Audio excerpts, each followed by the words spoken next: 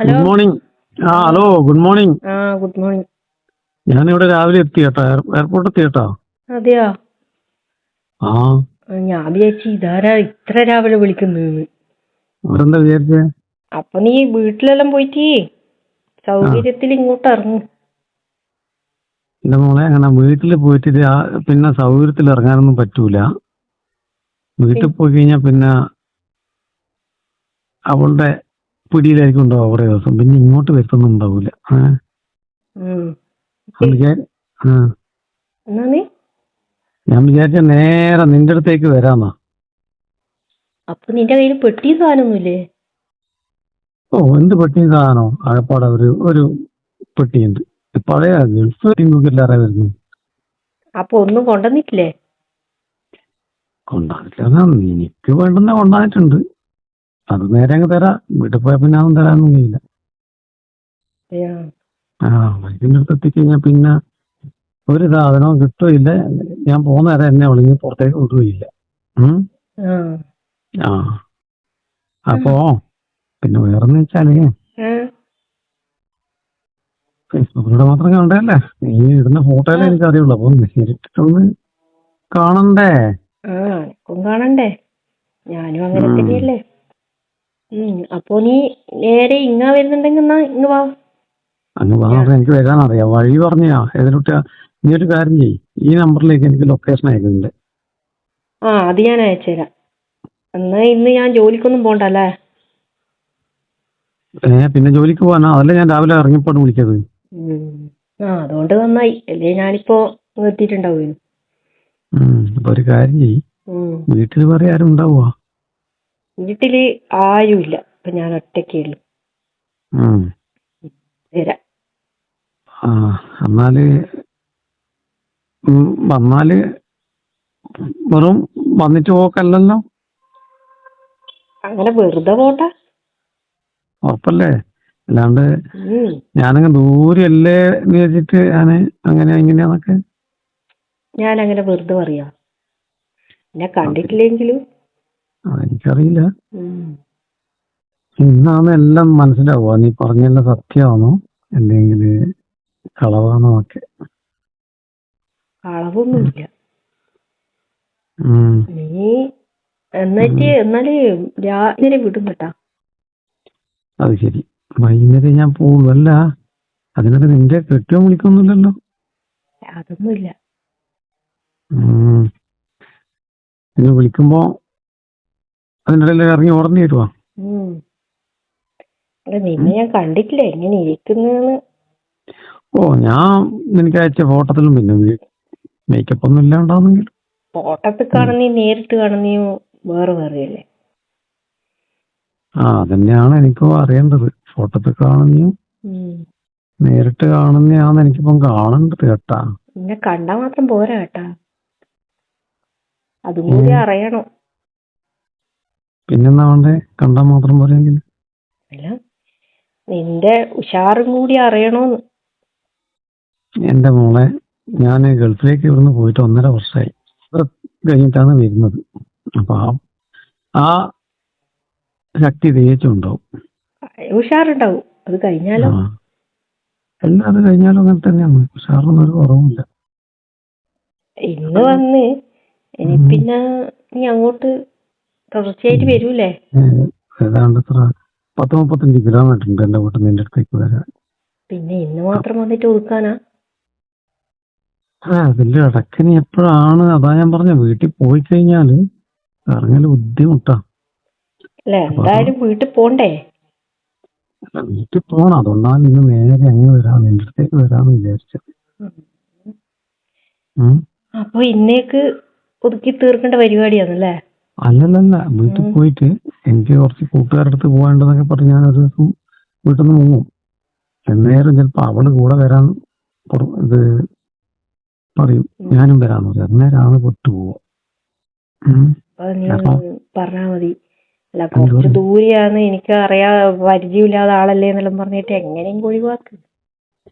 അങ്ങനെയൊന്നും ഒഴിവാവൂല. കാരണം 1 വർഷമായിട്ട് അവള് ഇങ്ങോട്ടും പുറത്തൊന്നും ഇറങ്ങിയിട്ടില്ലേ. അപ്പൊ അതുകൊണ്ട് ഞാൻ എവിടെയും പോകുമ്പോ എന്റെ പുറകെ തന്നെ ഉണ്ടാവും. അപ്പോ അത് അത് ഞാൻ എങ്ങനെയെങ്കിലും മാനേജ് ചെയ്യാം. എന്തായാലും ഇങ്ങനത്തെ കാര്യങ്ങൾ ഭംഗിയായിട്ട് നടത്താൻ പറ്റുമല്ലോ അല്ലേ? ഇന്നത്തെ കാര്യം ഭംഗിയായിട്ട് ആ പിന്നെ ഞാൻ ചോദിച്ചും പറഞ്ഞ ഒരുപാട് സംഭവങ്ങളുണ്ട്, അതെല്ലാം കിട്ടണം. എല്ലാം ഉണ്ട്. നീ വാ. എന്താ?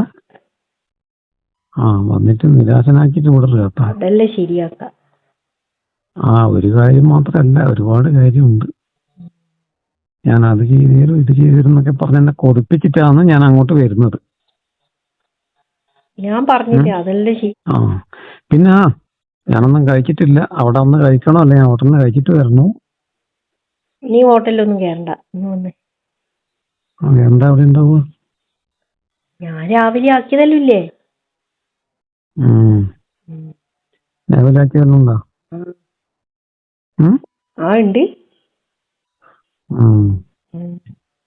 അല്ല അപ്പൊ നീ എപ്പോഴ് പിന്നെ എയർപോർട്ടിൽ എത്തുന്ന പറഞ്ഞേ? വീട്ടില് ഞാന് വൈകുന്നേരം എത്തുന്ന പറഞ്ഞത്. അത് നന്നായി. അത് ഞാൻ ആദ്യമേ പ്ലാൻ ചെയ്താണ്.